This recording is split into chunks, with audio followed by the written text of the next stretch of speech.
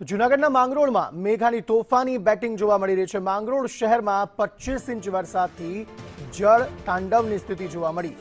સૌરાષ્ટ્રમાં પહેલા જ વરસાદે બારેમી ખાંગાની સ્થિતિ જોવા મળી।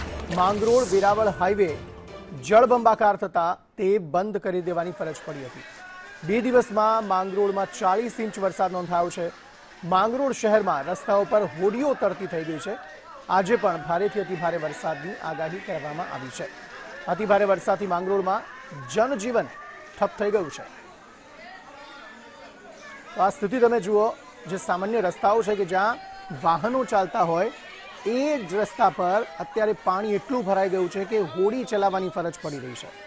આટલું બધું પાણી અહીં અલગ અલગ વિસ્તારોમાં વરસેલું અને તેના કારણે જળભરાવની સ્થિતિ જે છે તે જોવા મળી રહી છે। જનજીવન સાવ ઠપ થઈ ગયું છે। આ સમગ્ર મામલે વધુ માહિતી સાથે જૂનાગઢથી સંવાદદાતા કેતન ઓઝા જોડાઈ ગયા છે। કેતન, કેવી પરિસ્થિતિ વરસાદને લઈને? ક્યાં ક્યાં લોકો હજુ પણ ફસાયેલા છે, તેમને બહાર કાઢવા માટેના પ્રયત્નો?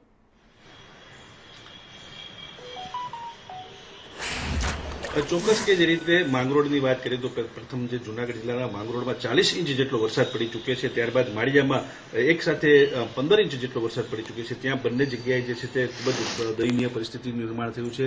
જળબંબાકાર જેવી સ્થિતિ છે। ખેતરોમાં પણ પાણી ઘૂસી ગયા છે। ખાસ કરીને જે માંગરોળ રસ્તા ઉપર ત્યાં હોડીઓ તરવા લાગી છે અને હોડીઓને લઈને રસ્તા ઉપર તરવું છે। 19 જણાનું રેસ્ક્યુ પણ માંગરોળમાં કરવામાં આવ્યું છે। ઉપરાંત જે માણાવદરની વાત કરીએ તો માણાવદરના ડેમ છે તે ઓવરફ્લો થવા જઈ રહ્યા છે। રસાડા ડેમ ઓવરફ્લો થઈ ચૂક્યો છે।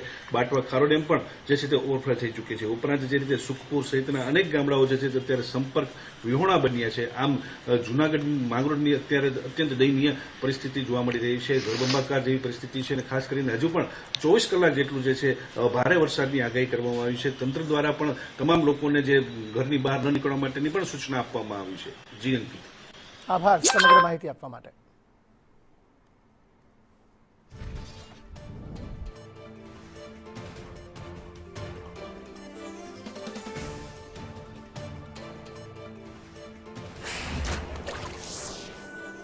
જૂનાગઢ જિલ્લામાં મેઘ તાંડવને પગલે પૂરની ગંભીર પરિસ્થિતિ સર્જાઈ છે। સમઢિયાળા ગામે પાણીના ધસમસતા પ્રવાહમાં ફસાયેલા બાળકો અને વૃદ્ધો સહિત 19 લોકોને ફાયરની ટીમે હોડી દ્વારા સફળતાપૂર્વક તેમનું રેસ્ક્યુ કર્યું હતું।